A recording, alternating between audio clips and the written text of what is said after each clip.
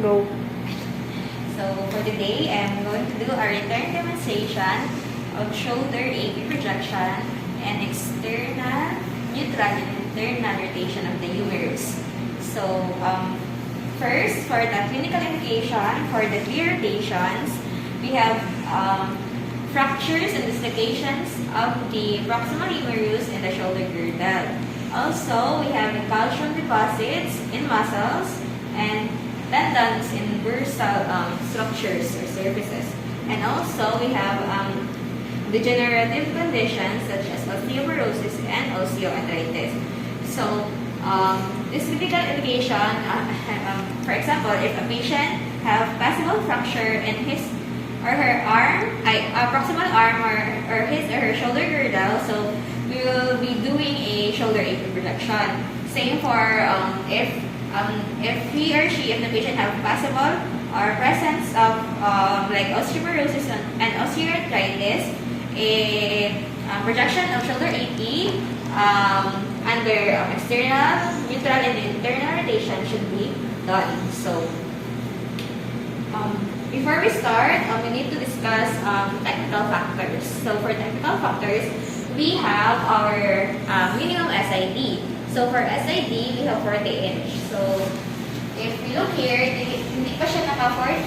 So, we need to put it in 40 inches SID.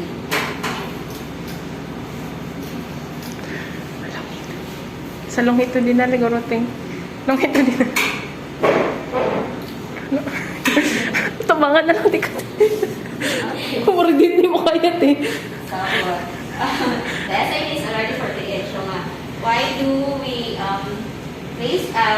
we use 40 inch SID? It's because the longer the SID, the less magnified the image. So, mas greater ang image quality if less magnification atong ma-observe sa atong radiographic image. So, nag-use ng 40 SID.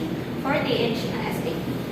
So, next is the other side. So, for this shoulder AP, we use 10 by 12 inch crosswise para pwede na magamit ang lengthwise if gusto na ito ma-image ng more of the humerus. So, next is grid. So, for grid, we use a grid for our shoulder AP projection. So, grid is used to reduce categorization. So, our shoulder and the proximal humerus is on the thicker side of our anatomy. So, pag thicker side of anatomy, mas nag-absorb siya radiation. So, in order to reduce scatterization, kahit naman nag-absorb siya, nag-pass siya more scatterization. So, in order to reduce that scatterization, kailangan natin magamit ng grid. So, next is our pre-procedure. So, before we start any exposure or any examination procedure, we need to wash our hands. So, washing our hands prevents contaminations to any pathologic bacteria. And since we are in the year of pandemic, COVID-19, it's important that we always remember to wash our hands before and after any examination procedure. So, assuming that I've already washed my hands, we are now going to prepare our materials. So, we need to prepare the materials needed before the examination. So, I have here is a caliper. We have also our eye, or image receptor, which is 10 by 12. 10 by 12. So, 10 by 12 inch. Our gonad shield. And also, we need a patient gown for our patient.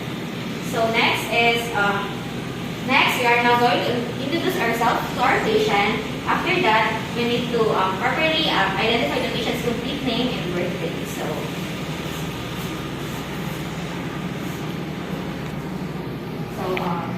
good morning, ma'am. I am Jera Marie Dubos. I'm your relative for today, ma'am. So, it is important. It's important na kilala or malaman ng patient yung name ng RadTech because para aware sila kung sino yung RadTech na nag-deal sa kanila for today. So, after that, we need to identify the patient's name and birthday. So, may I ask what is your name, ma'am? Damasco Andrea. Your birthday, ma'am. April 29, 2000. Okay, ma'am. So, next is, after that, after asking the name, we need to inquire the patient's X-ray request it's shift complaint and also possible pregnancy for female patient. So, can I ask for your X-ray request, ma'am? Yes po. Okay, ma'am. So, your name again, ma'am, is Andrea Damasco, right? Yes po. Your birth date, ma'am? February 29. So, February 29. What year, ma'am? 2000. So, can I ask you, ma'am, why did you come here today in our department? Again, ma'am. Why did you come here in our department today? Ano po, ma'am? Kasi masakit po yung dito po. Ito po. Alright. Your right shoulder, ma'am? Okay, right.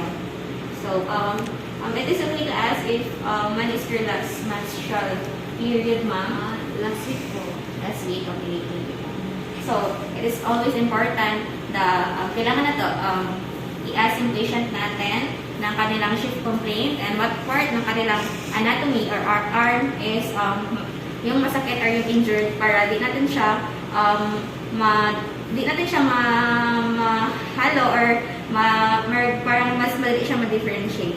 So, kailangan natin i-ask if possible pregnant po yung patient natin since especially yung mga female na nasa kanilang first trimester ng pregnancy is mas delikado mag-undergo ng X-ray radiation procedure. So, kailangan talaga i-ask natin. So, after that, we need to measure the part thickness to set the KBP and MIS in the control point. So, I'm using our caliper here. We'll now measure the part thickness. So, since shoulder 80 naman ito, so, ma'am, dito po tayo, ma'am. So, i-measure ko lang po. Pwede po sideways, ma'am. Measure. We will now measure the part that we're going to examine. So, usually, yung part na i-measure natin yung nasa center mismo ng IR. So, according to our shoulder AP projection checklist, ng center ng IR is 1 inch inferior to our coracoid process. So, coracoid process, 1 inch inferior, sa baba niya 1 inch. So, nandito.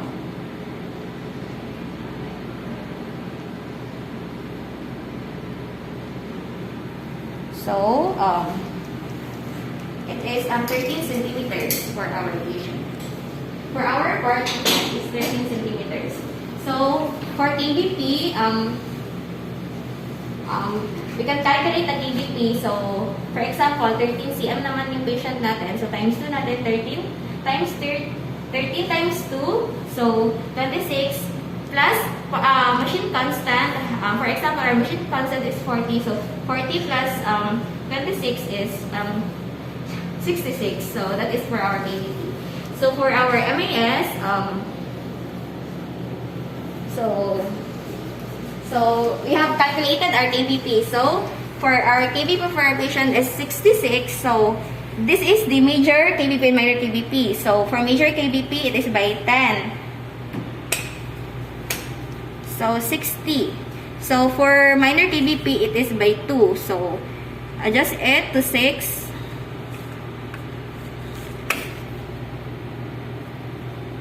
Okay, so that is 66. It is by...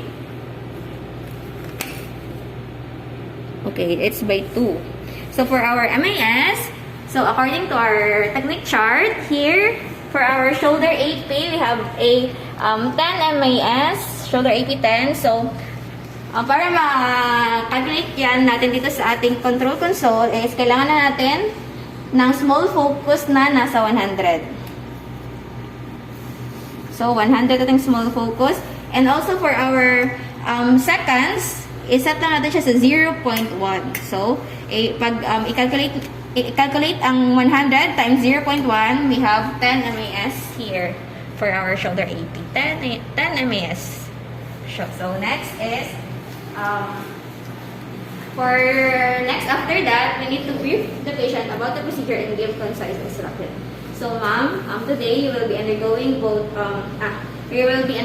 a shoulder AP projection and external, neutral, and internal rotation. So, rest assured, ma'am, na madali lang po matapos yung procedure ngayon at hindi po siya painful, ma'am. So, first, ma'am, pasok po tayo dito, ma'am. So, kailangan nyo po i-change yung damit nyo sa hospital gown, ma'am. Meron po tayong changing room doon, ma'am. And ma'am, pag-change nyo sa hospital gown, kailangan nyo po i-remove yung mga jewelries nyo po. Like, yung relo po, any earrings, kailangan nyo po i-remove. Tapos meron na po tayong small box doon, ma'am. Pwede nyo na po ilagay doon, ma'am. Okay na. So, assuming that the patient is already back from our changing room, next is, we are now going to give shielding, proper shielding. So, shield ranges sensitive tissues outside vision of later. So, dito po tayo ma'am. So, since, ano po yung i-image natin, the shoulder AP and proximal humerus. So, pwede tayong magamit ng gonal shield. So, kailangan natin po sa critical conditions. Ma'am, kailangan natin po sa dito para sa addition for your radiation exposure protection, ma'am. So, okay na po na kayo na po maglagay. Okay po. So, kailangan natin ng shielding sa radio-sensitive tissues outside region of interest since di naman siya kasali sa ating image. So, mas important na yung mga reproductive cells which is much more radio-sensitive to radiation is meron siyang additional exposure like lead shielding or gonal shield.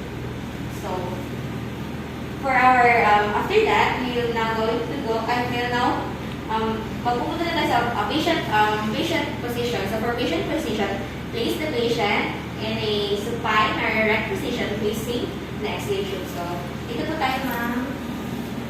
Dito po dito, ma'am. Dito po tayo dito. Sarap lang po tayo doon. So, since our patient is able to walk or ambulatory, so, mas nice na mag-erect position tayo kasi mas easier siya to do compared to supine position.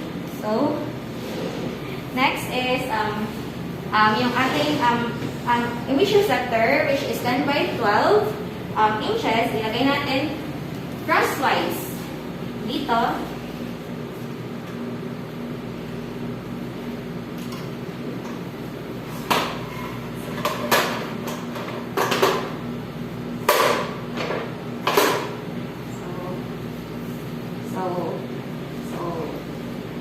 So, yan. Kanina, sinabi ko is mas nice kung naka-erect yung patient because mas easier siya compared to supine.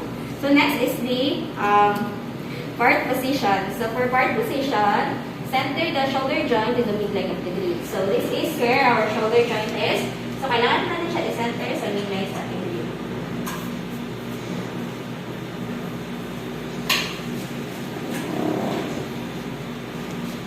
Yan po tayo banda, ma'am. Okay lang po, hawakan po kayo, ma'am. Basta po tayo dito.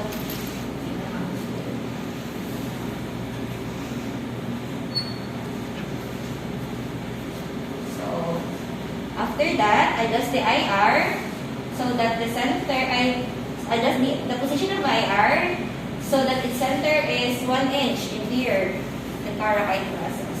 So, dito yung carotid process natin. Tapos, mag 1 inch pa tayo inferior, mag 1 inch tayo pababa. Diyan natin nasa-center yung ating IR.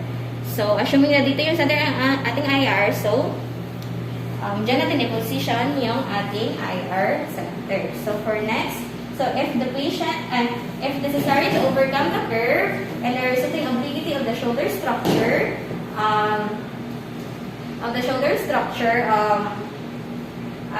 slightly rotate the patient to place the body of scapula parallel with the patient tender. So, naturally, in anatomic position, yung shoulder natin is naka-curve siya. So, mayroon siya obliquity. So, para yung scapula natin, but this scapula mag-parallel siya sa plane of IR, kailangan natin i-rotate. So, kailangan natin i-rotate slightly or rotate lang ng maliit na rotation para overcome yun natin yung obliquity or yung curve. So, ma'am, pwede pa tayong harap pa tayo dito. Comfortable po kayo, ma'am. So, stand straight lang po tayo. So,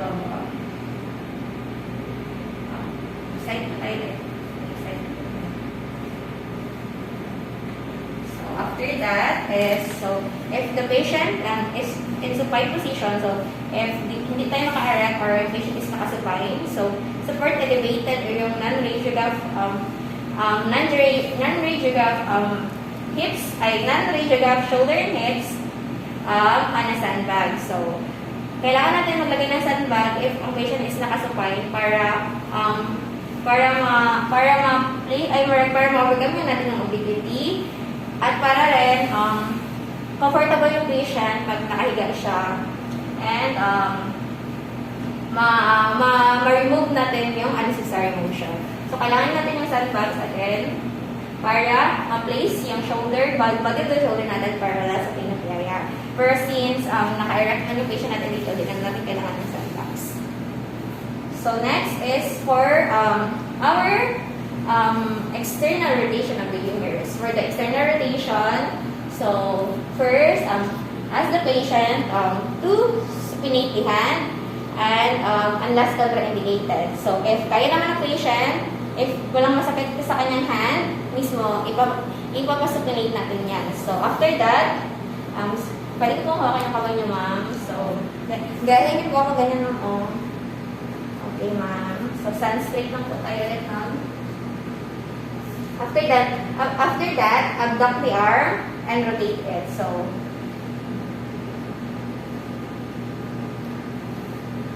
rotate it. Okay. Stand straight po tayo ulit, ma'am. Okay.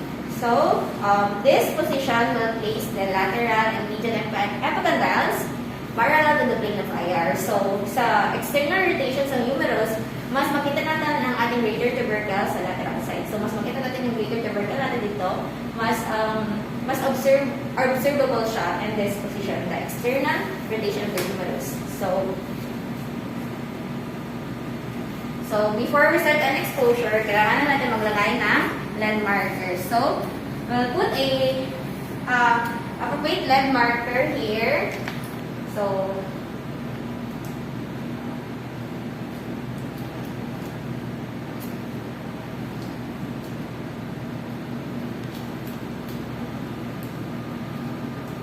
the landmarker will be an indicator whether right side ba or left side yung ating image.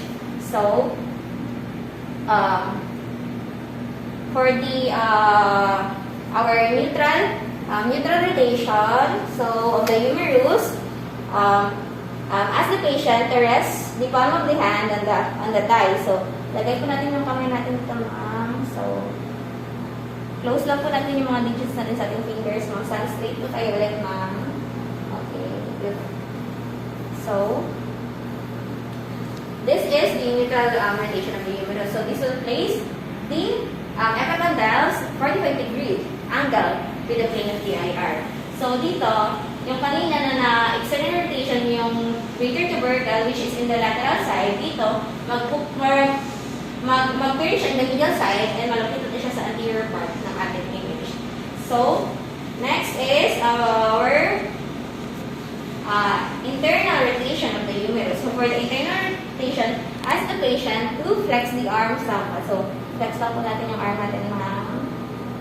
So, rotate the arm internally. So, kailangan na natin rotate yung ating arm internally.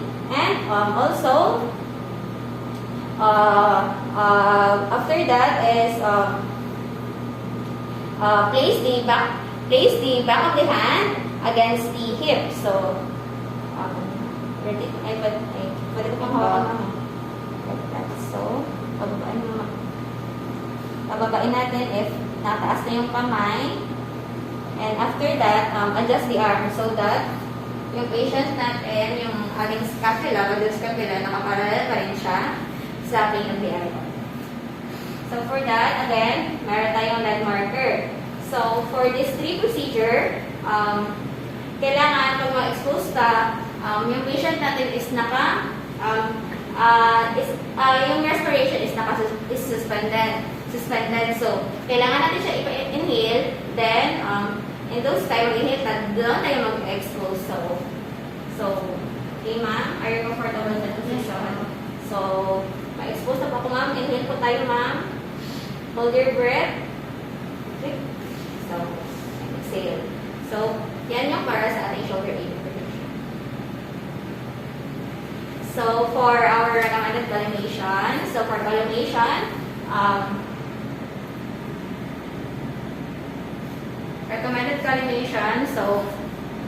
collimate on 4 sides of lateral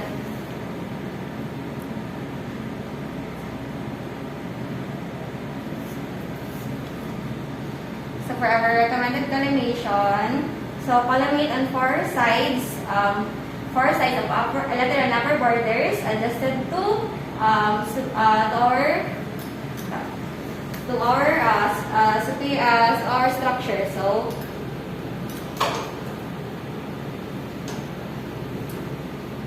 assuming na mayroong light yung ating collimation, yung collimation natin is dapat ma-image natin ang whole of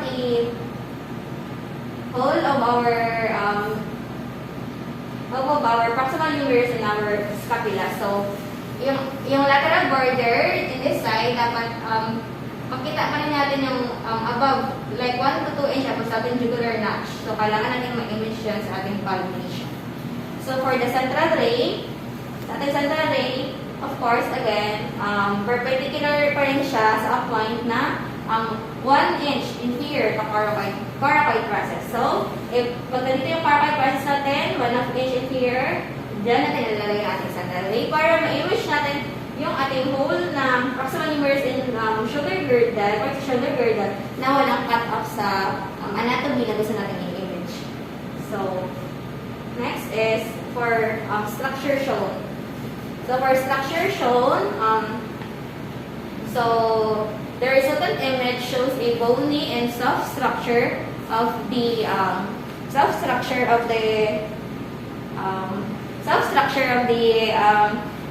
proximal humerus in the scapula in anatomic position. So, also the scapulohumeral joint relationship in the region of subacromial bursa are seen. So, for external rotation natin, makikita natin doon yung the greater tubercle and the humerus, and also the site of insertion of the supraspinatus tendon is visualized. Para sa ating neutral rotation, mas makita natin yung posterior part ng ating supraspinatus insertion na usually meron siyang small calcific deposits usually yung part ng posterior part ng ating supraspinatus insertion hindi natin ma-visualize. Whereas, sa ating internal rotation, yung proximal humerus natin is makita natin na through lateral precision, also through lateral projection, through lateral position, and also our site of insertion sa subscapular tendon. So, after that, so for our patient,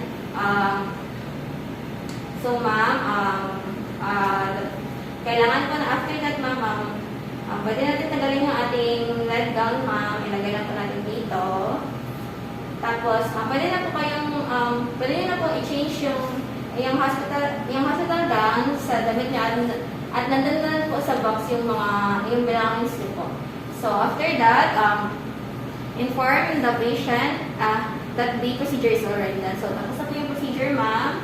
So, yung result niyo po is, pwede niyo po makuha tomorrow morning. And meron pa po kayong kailangan, ma'am? Or meron pa po kayong any questions? May na po. Thank you, ma'am. So, yun na po, ma'am.